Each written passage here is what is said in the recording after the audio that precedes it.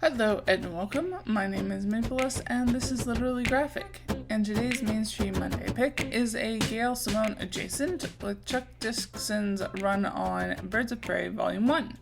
Published between 1996 and 1998, this collection includes 5 single issues and a short 4-issue series entitled Manhunt.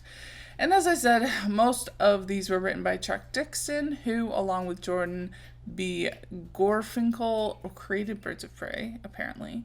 So, no matter what I say about this volume, I guess we gotta be thankful. He also co-created Bane with Graham Nolan and is, according to his DC fandom profile, one of the most prolific writers working in comics. A lot of other people filling every other role issue to issue through this collected work. I will not be doing a biography of each one at this point, I don't think.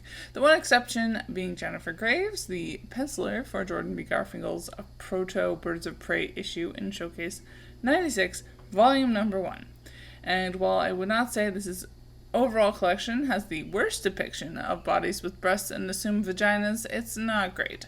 But this showcase issue really stood out as the best of the pack. Graves was apparently also the sequence director in the movie Batman, Mystery of the Batwoman, and has also worked on TV shows such as X-Men Evolution, The Invincible Iron Man, and Family Guy. As far as warnings go, people die, there's poverty born, some people are tortured, and there are flashbacks to The Killing Joke.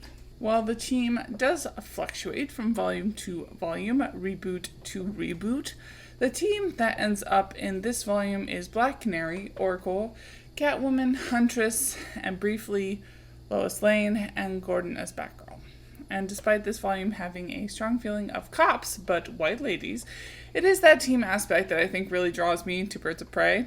Well, that and Oracle and Black Canary being two of my favorite heroes. I certainly know I also didn't enjoy the new 52 reboot of Birds of Prey, so I guess I'm just crossing my fingers and hoping for something like the end of the new 52 run on Batgirl by Gail Simone. Is that the best thing in the world?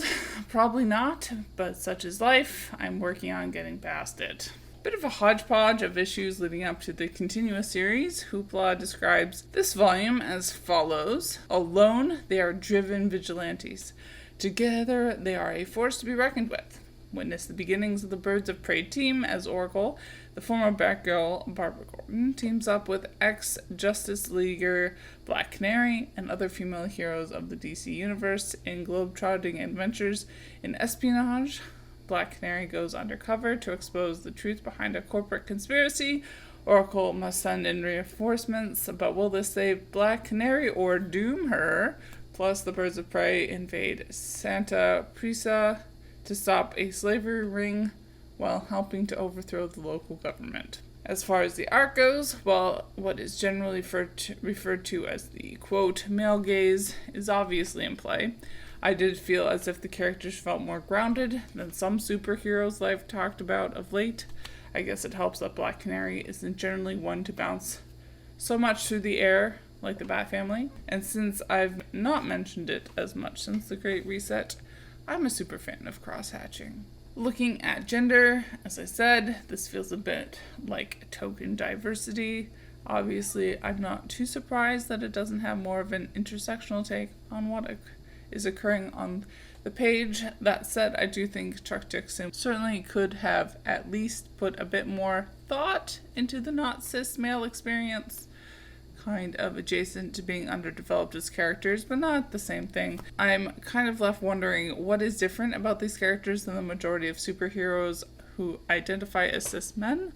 Not to say that no one on this team can act in what has, in my lifetime, been considered more masculine. I love reboot Starbuck, but the only thing that separates these cis women from the status quo is that they all say slept with the same cis male cad. What is that? Feels like the characters are roughly copied and pasted into separate bodies. Sexuality is something that thankfully does differentiate the characters from each other, although only about half of the time at best, and certainly not in the orientation department. Bad news, all these people are pretty straight. That said, the fastest way to get my goat is to sexualize characters who would probably not consent to that if they were given half a chance. That's one of the nice, perhaps subtle things about Barbara Gordon and Black Canary team up, is that their wardrobes are ideally completely different. That isn't to say I didn't roll my eyes more than once, particularly during Manhunt, whenever Canary's butt or crotch was central to a panel, but it's not as bad as New 52 Batgirl, in my humble opinion. The only thing that really had me cringing, however, was during the one climactic fight scene where Canary's little black dress gets ripped even shorter, and there is no possible way her boobs would not have just popped out. As someone with large breasts, this sort of thing actually leaves me feeling physically uncomfortable. That nonsense, in the service of the, quote, male gaze, is a sin. A sin.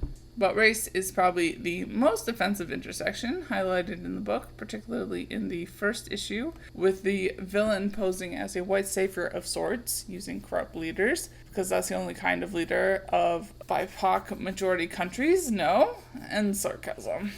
There's at least 2 scenes that include emaciated black Africans. Country is fictional, which is a really offensive cliche, and my understanding is the only connection this image has to reality would be due to white colonization in Africa and around the world.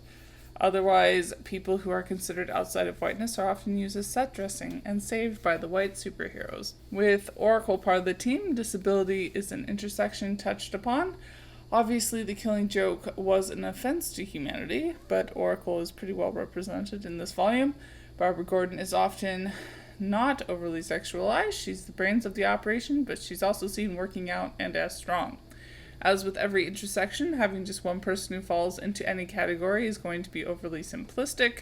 Oracle is not a representation of all disabled people, just like Black Panther does not represent all black people, etc., etc.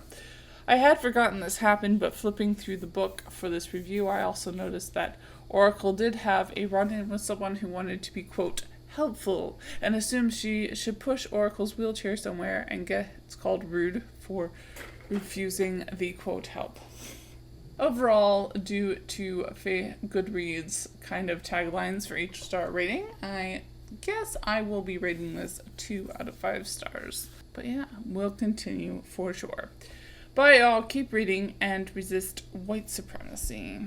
And as always, Literally Graphic is recorded on the traditional territory of the Mississaugas of the Credit First Nation and Anishinaabe people, the Haudenosaunee Confederacy, and the Huron-Wendat Nation. I live here because of British colonization, Indigenous genocide, and more geographically specific, Treaty 13. Also known as the Toronto Purchase, which was finalized in 1805 between representatives of the Crown and certain Mississauga peoples.